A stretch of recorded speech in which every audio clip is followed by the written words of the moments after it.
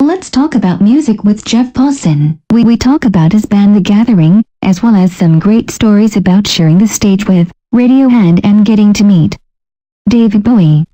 Before we even start talking about anything, Skinny Puppy. Images in Vogue.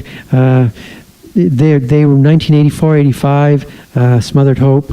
Saw their first show, Love Affair. Spectacular. Okay, so you're a fan. Oh, yeah. Being a synth guy, I was hoping that you would be a fan for sure. Very much. In the beginning, it was just like unbelievable. We were actually recording in I think it was Vancouver Studios in Burnaby, and they were doing some stuff in there, and they were immersed in horror films. Oh, okay. They just sat when they weren't recording, they just sat and watched horror films. And probably sampling off of these. Yeah, totally. For sure, right? Exactly. My fave is Too Dark Park. It was very original at the time. Like, no one was doing anything like that. It was, and it was gimmicky, but, they had all this metal stuff on the stage, but it was just, it was really cool. Yeah. Okay, so this brings up actors. Now, the reason I bring up actors, I already know that you're more than just a fan of them, but you're friends with them. Yes. And I see that you do travel with actors, or at least you have in the last year. So what exactly is your connection with that band?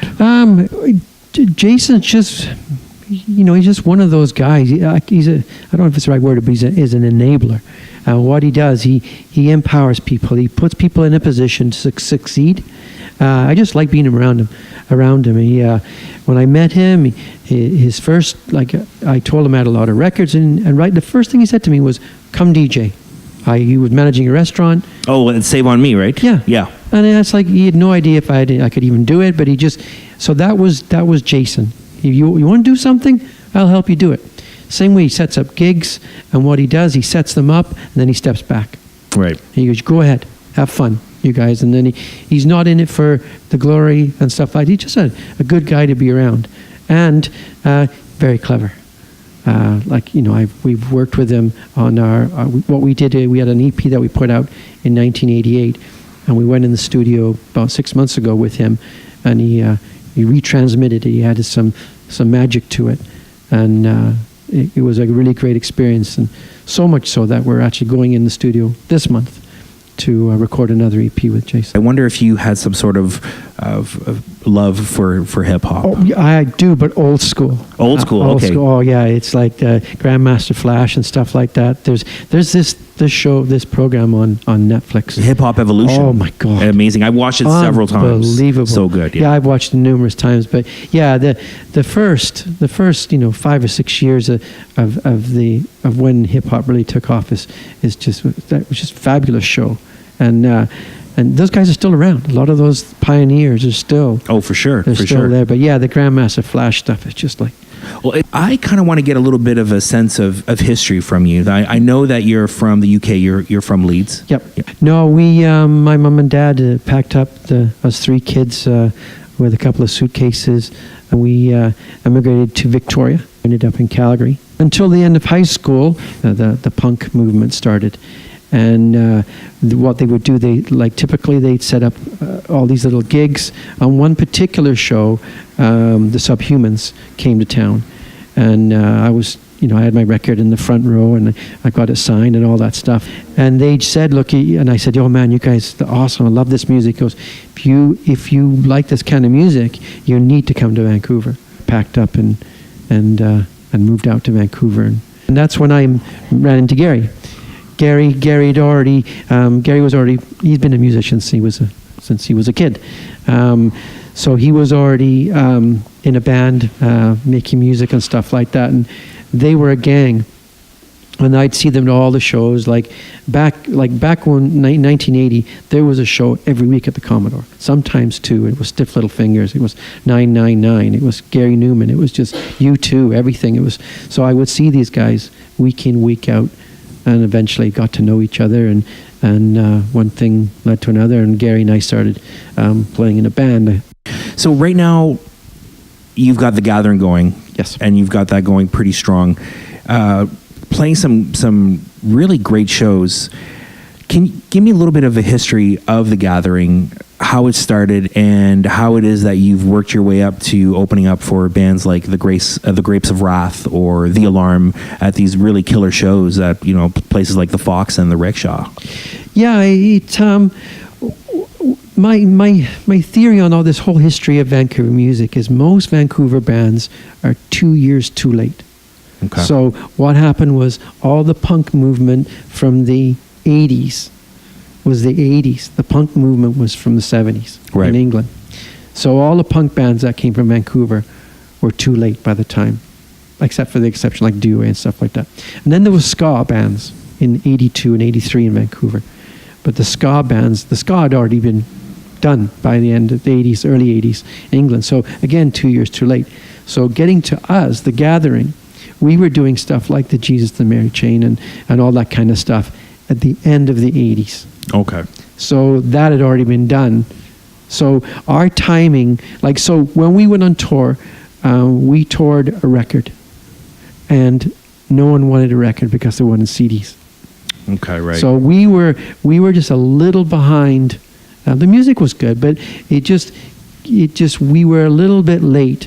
But 30 years later, being 2 years late makes no difference. It's just the music. So that's what we found, and was that the music that may have been just a little bit behind in the 80s, because that's when the Stone Roses kicked in, is when we were playing.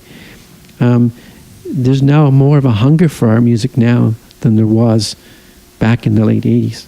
It's an amazing the response, some of the feedback that we get from places like Germany on the music and stuff. Yeah, there's like also that I keep seeing this on Facebook. They're from Frankfurt. Cold Transmission. Cold Transmission, yes. Unbelievable, Yeah. fabulous Heavily, very supporting both the actors and the Gathering. Yeah, right? very much so. And it again is so. What's so cool about Community is, and again, I'm building up Jason Corbett, but because of him, we got played, and because we got played, Andreas from Cold Transmission sent me a message. He goes, "What else is in Vancouver?"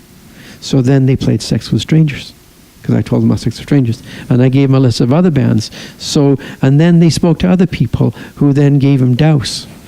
So Douse got played on the same. So again, the community, and again, this is what, again, going back to Jason, right? What he's done, he's opening doors for other people, as will other bands who then go on will open doors for other people. What we discovered is that we got away from the music we were playing back in the 80s, and so we went through the grunge. And so what happens as a musician, your musical taste changes a little bit. So what we found when we got back in the practice space, we actually almost had to deprogram to get back to the music that we loved. Right. So we wrote a bunch of songs and we practiced, but they weren't quite sounding quite like we wanted, because we still got influences from the 2000s, and we want to get back to that sound we had back in the 80s. So the more we've written, the more we write. We finally got to a point where we go, that's us again. And so we're really excited. We're in the studio with Jason, and we're recording 4 new songs, and we are thrilled with the way they're sounding now, and extremely excited about how they're going to sound once Jason's finished producing them. We feel we've got 4 pretty good ideas that we're gonna put out. We're gonna press them on vinyl. We're gonna do a 10-inch record. We're quite excited. You got to work hard. Your music's important, but you've got to work it. You've got to get out there, and you've got to play some beginning shows, right? Just opening. You're playing to 3 or 4 people, but you got to do those shows. Join the gang. If when I saw Actors play, when they opened up for Sons of Freedom, started knocking to Jason. Jason said, well, let's do a show together. So again, same thing. It's like you go from the audience to the stage. Did you ever open up for Radiohead? I did. When the Gathering called it a day, the singer Peter Burns and I started another band called Shine. Yes. And we were fortunate enough to open up for Radiohead at the Town Pump. It was quite an experience. Wow, that Yeah, it is was- amazing. Yeah, it was it was very cool. Pablo Honey was it was their first tour. Johnny Green was great. Okay. He was outstanding. Right. The lead singer, not so much. And they were young, right? These They guys were were young. young, and Yeah. they're taste of stardom for sure. Yeah, he was- I'm sure Tom York now is probably He a was different, well different full guy. of himself. Oh, okay. But That's interesting to know. for But yeah, sure. it was just, but again, that's just rock and roll. So Matt Johnson from 5440 and I, and Gary, we're all good buddies. Matt and I went on a trip to Europe. It was 1985, I guess. It was Live Aid was going on while we were there, and Okay. we were. But there's only one Live Aid, was that right? This is the famous one with Freddie That's Mercury correct, yeah. singing with David Bowie on stage. That's right. Okay, Yeah. okay, yeah. So we were in a shop in one of the Leicester Square or something like that, and we were in the shop, and all of a sudden we were shopping, and the door, we heard the door shut, and then we heard a click, and I went, well, that's a little bit weird. Anyway, we kept on shopping, and then I just got a tap on my shoulder, and the shopkeeper just said, basically, look, you can stay, but please don't make a fuss. And I went, fuss about what? And then I turned around, and it was David Bowie and Patti LaBelle shopping for clothes for Live Oh my Aid. goodness, together, wow. Yeah. So wow. so again, I went, okay, you be cool, but so I'm walking around and go, no, you cannot miss this opportunity to go and say hello to David Bowie. So I grabbed a pen and a piece of paper, and I said, look, I know you're just doing your thing, but I said, can I please have your autograph? And he was awesome. Thank you to Jeff, and please check out all the links provided with this podcast.